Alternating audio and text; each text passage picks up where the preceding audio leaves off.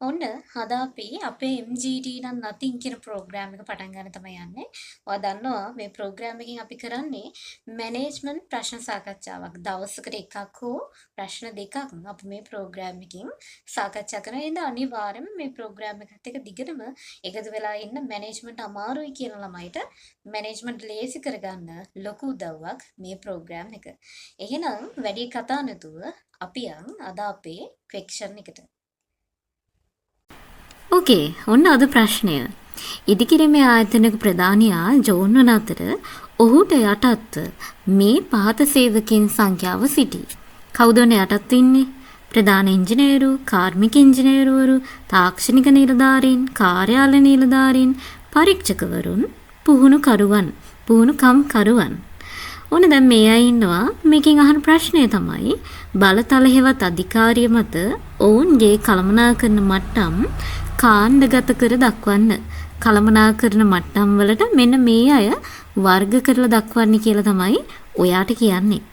දෙවෙනි ප්‍රශ්නය අහනවා මේ ආයතනයේ සිටින මධ්‍ය කළමනාකරුවන්ගේ කාර්ය දෙක බැගින් ලියන්න. පළමු පෙළ කළමනාකරුවන්ගේ කාර්ය දෙක බැගින් ලියන්න. ඕකේ මේක හරි ලස්සන ප්‍රශ්නයක්.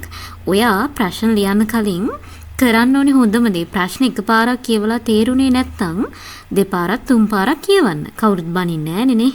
ඒ නිසා අනිවාර්යයෙන්ම දෙතුන් වතාවක්ම කියවන්න. එතකොට ඔයාට ප්‍රශ්න හොඳට තේරෙනවා. අනිත් දේ තමයි මේවා නිතර කරලා හුරු වුණාම ඔයාට මේවා නැතිනම් තමයි. එහෙනම් අපි ආන්සර් බලන්න. මේක ප්‍රශ්න සාකච්ඡාවක්නේ. ඒ නිසා මම ඔයාලට උත්තරේ විතරක් කියාගෙන යන්නේ. මේකේ අදාළ වටේ තියෙන ඔක්කොම ටික ඔයාලට කියා දීලා තමයි ඉස්සරහට යන්නේ. දැන් කළමනාකරන මට්ටම් අධිකාරියයි බලතලයව වර්ග කරන්න අරගොල්ලෝ වර්ග කරන්න ඉස්සෙල්ලා ඔයා දැනගන්න ඕනේනේ කළමනාකරන මට්ටම් මොනවාද කියලා. අධිකාරියයි බලතලයි මත ළමයි කළමනාකරන මට්ටම් කොටස් 3යි. කවුද අග්‍ර කළමනාකරුවන්, මධ්‍ය කළමනාකරුවන් සහ පළමු පෙළ කළමනාකරුවන්. ඊට එහා එක කළමනාකරන මට්ටමක්වත් නැහැ. ඔයාට දැන් නෝට් එකක් නැත්තම් මේකේ අනිවාර්යයෙන්ම නෝට් එකක් දාගන්න. ඒක විශේෂයි. ඕකේ. එහෙනම් ඊළඟට ඔයා දැනගන්න ඕනේ දේ කළමනාකරන මට්ටම් දැනගත්තා. ඒ වගේම මේගොල්ලෝ කවුද? මේගොල්ලෝගේ කාර්යයන් මොනවාද කියන එකත් ඔයා දැනගන්න ඕනේ. එහෙනම් අපි ඒකත් දැනගන්න යමු. අග්‍ර කළමනාකරුවන් කියන්නේ කාටද? සංවිධානයේ ඉහළ මට්ටමේ කටයුතු කළමනාකරණය කරන කළමනාකරුවෝය. සමස්ත සංවිධානයේම ගමන් මඟ තීරණය කරන අතරම සමස්ත ආයතනයටම වගකීම දරයි. අග්‍ර කළමනාකරුවන් කියන ළමයි සරලවම කිව්වොත් ආයතනයක ඉහළම ඉන්න සෙට් එක. ඒ කියන්නේ උඩින්ම ඉන්න සෙට් එක. මේගොල්ලෝ තමයි ආයතනයට ඕනි කරන සැලසුම් සකස් කරන්නේ ප්‍රතිපත්ති තීරණය කරන්නේ. ඒ වගේම වගකීම් දරන්නේ මේගොල්ලෝ. අර මධ්‍යම කළමනාකරුවන්ගේ පළමු පෙළ කළමනාකරුවන්ගේ හැම වැඩේම මේගොල්ලෝ කරනවා. අර ටිකක් පඬිත සෙට් එක තමයි. ඔයා අන්න එහෙම හරි මතක තියාගන්න ඕනේ. කවුද මේගොල්ලෝ? උඩින්ම ඉන්න සෙට් එක. එයාලට කියන්නේ අග්‍ර කළමනාකරුවන් කියලා. එහෙනම් අපි ඊළඟට බලමු මෙයාලා කරන කාර්යයන් මොනවාද කියලා. මෙයාගේ කාර්ය විදිහට සංවිධානයේ පරමාර්ථ අරමුණු ස්ථාපිත කිරීම, උපාය මාර්ග හා ප්‍රතිපත්ති තීරණය කිරීම, ආයතනයේ සමස්ත ක්‍රියාවලියම තීරණය කිරීම, ඒ වගේම මධ්‍යම මට්ටමේ කළමනාකරුවන්ගේ කටයුතු අධීක්ෂණය කිරීම වගේ දේවල් තමයි මේ අය සිද්ධ කරන්නේ. කවුද මේ අය? ආයතනයේ උඩින්ම ඉන්න සෙට් එක. ඒතර මේගොල්ලෝ තමයි ඉලක්ක පරමාර්ථ ස්ථාපිත කරන උපාය මාර්ග හදන්නේ, ප්‍රතිපත්ති හදන්නේ. ඒ වගේම විශේෂයි මධ්‍යම අයගේ වැඩ බලන්නෙත් මෙන්න මේ අය. හරි පොරවල් ටික වගේ තමයි ඉන්නේ. ඇයි? උඩින්ම ඉන්නේ ළමයි. ඒකයි. එහෙනම් අග්‍ර කළමනාකරුවන්ගේ කාර්යය මෙතන ප්‍රශ්නයක් විදිහට අහලා නැතත් ඒක ඔයාලට වැදගත් වෙනවා. එක්සෑම් එකේ අහනවා. නෝට් නැති හැමෝම නෝට් එකක් නම් දෙයියනේ දාගන්න. එහෙනම් අපි ඊළඟ කළමනාකරන මට්ටම බලන්න යමු. මධ්‍යම කළමනාකරුවන් කියන්නේ කාටද? සංවිධානයේ ප්‍රධානාංශවල හෝ දෙපාර්තමේන්තුවල ප්‍රධානියා ලෙස කටයුතු කරන්නේ මේගොල්ලෝ. ඉහළ කළමනාකරණයේ උපාශීලී තීරණ පහළ කළමනාකරුවන් වෙත ලබා දීමටත් මෙහෙයුම් තීරණ බවට පත් කිරීම කරන්නේ මේ කළමනාකරුවෝ. ළමයි සරලවම කිව්වොත් ආයතනයක මැද ඉන්න කළමනාකරන සෙට් එක තමයි මේ. උඩින් ඉන්න කෙනෙක්, ඒ වගේම අටින් ඉන්නවා. මේගොල්ලෝ කවුද? මැද ඉන්න සෙට් එක. නිකන් අර වැඩි පඬිතත් නෑ, නිකන් අර සාමාන්‍ය විදිහට වැඩි ඉන්නේ නැහැ. යම් තාක් දුරකට ඉන්නවා. මෙතන මේ සංවිධානයේ ප්‍රධාන අංශවල හෝ දෙපාර්තමේන්තුවල ප්‍රධානීන් කියන්නේ එක එක සෙක්ෂන් තියෙනවා ළමයි. අලෙවිකරණාංශය, මෙහෙයුමාංශය, ඊට මූල්‍යාංශය, මානව සම්පත් අංශය මේ විදිහ එක එක විදිහට තියෙනවන්නේ. ඒ අංශවල ප්‍රධානියා විදිහට කටයුතු කරනවා. දැන් උදාහරණයක් විදිහට ප්‍රධාන අලෙවි කළමනාකරු. ඊට පස්සේ ප්‍රධාන මූල්‍ය කළමනාකරු. ප්‍රධාන මෙහෙයුම් කළමනාකරු. අන්න ඒ විදිහට වැඩ කරන අයට තමයි මධ්‍යම කළමනාකරුවන් කියන්නේ. මේ අයත් මාර සේවාවක් කරනවා, කාර්යයක් කරනවා. අපි එහෙනම් ඒක බලමු.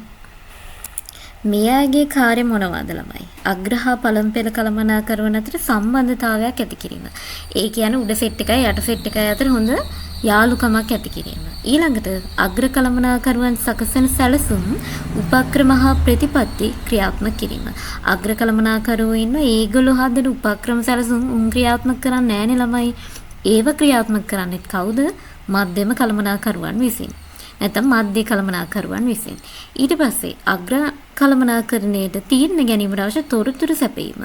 අර අග්‍ර කළමනාකරණයේ සෙට් එක ළමයි පාඩුවේ ඉන්නුම් මෙලව වැඩක් කරන්නේ නැහැ. මේගොල්ලෝ ඔක්කොම වැඩ ටික ගානට මිම්මට දෙන්නේ. ඊට පස්සේ පළමු පෙළ කළමනාකරුවන්ගේ කටයුතු අධීක්ෂණය. එයාට පල්ලෙහින් ඉන්න අයගේ වැඩත් මෙයා ගානට වෙලාවට බලනවා. එහෙනම් මෙයාගේ කාර්යයත් විශේෂයෙන්ම ඔයා මතක තියාගන්න නෝට් නැති අය අනිවාර්යයෙන්ම නෝට් එකක් දාගන්න. ඔන්න දැන් අන්තිම සෙට් එක. කවුද මේ? පළමු පෙළ කළමනාකරුවන්. ඒ කියන්නේ ළමයි ආයතන ඉන්න යටින්ම ඉන්න කළමනාකරන සෙට් එක අන්තර්සරණයිටින් පව්. මොනා කරනද? යටන ඉන්නේ. ඒකයි. පළමු පෙළ කළමනාකරුවන්. ඒ කියන්නේ ළමයි ආයතනයේ ඉන්නවනේ කළමනාකරන කටයුතු නොකරන අය සෙට් එකක්. ඒගොල්ලෝනි කියන්නේ සේවකයෝ කියලා. ඒගොල්ලොත් එක්ක ඍජුවම සම්බන්ධ වෙමින් කටයුතු කරන අයට තමයි පළමු පෙළ කළමනාකරුවන් කියන්නේ. මේගොල්ලෝ තමයි සේවකයන්ගේ වැඩ බලන්නේ, ඒගොල්ලොන්ට දැනුම දෙන්නේ, තොරතුරු සපයන්නේ. අන්න ඒ වගේ වැඩ සෙට් එකක්ම කරන්නේ කවුද? පළමු පෙළ කළමනාකරුවන්. ඊට එහා මෙයාගේ ලොකු සුවිශේෂී කාර්යයන් තියෙනවා. අපි ඒකත් හැමෙන් බලමු. මේ අයගේ කාර්ය ඉහළ හා මධ්‍ය කළමනාකරුවන්ගේ සැලසුම් හා නියෝග ක්‍රියාත්මක කිරීම. ඒ වගේම කළමනාකරුවන් නොවන සේවකයන්ගේ කටයුතු අධීක්ෂණය. ඉහළ හා මධ්‍යම කළමනාකරුවෝ නම් තීරණ ගනී සැලසුම් හදයි. හැබැයි ඒවා ක්‍රියාත්මක කරන දඟලන්නේ කවුද? පළමු පෙළ කළමනාකරුවන් විසින්. ඊට පස්සේ කළමනාකරුවන් නොවන සේවකයන්ගේ කටයුතු අධීක්ෂණය කරන්නෙත් කවුද? මෙන්න මේ පළමු පෙළ කළමනාකරුවෝ. පව් ඉතින් නේද? එයාට මෙන්දන් ගොඩාක් දුක් විඳිනවා. හරි. එහෙනම් අපි ආන්සර් බලන්න යන්න. දැන් ඔයා මේවා දැනගත්තට මේවා ලියලා හරිනවද ආන්සර් එකට? නෑ. අහන විදිහට අනුව තමයි වැඩේ කරන්න ඕනි.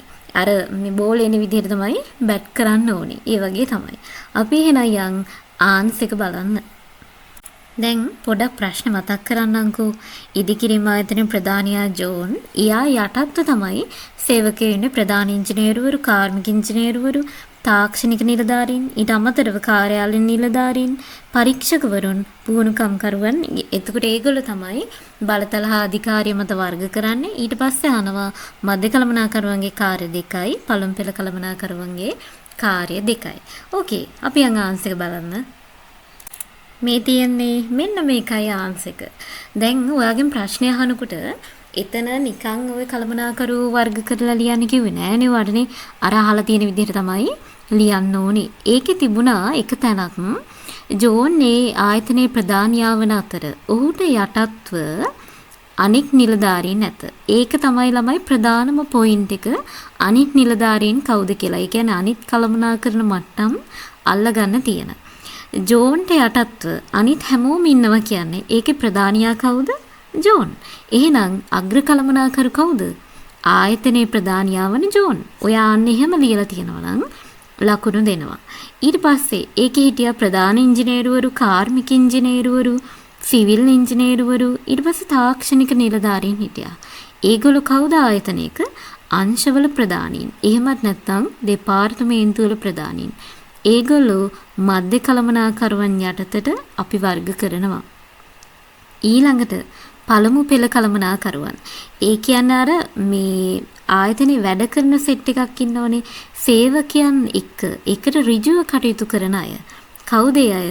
කාර්යාල නිලධාරීන්, පරීක්ෂකවරුන්, පුහුණු කම්කරුවන් විදිහට අපිට වර්ග කරන්න පුළුවන්. මොකද ඒගොල්ලෝ ප්‍රධාන අංශවල වැඩ කරන අය නෙවෙයි.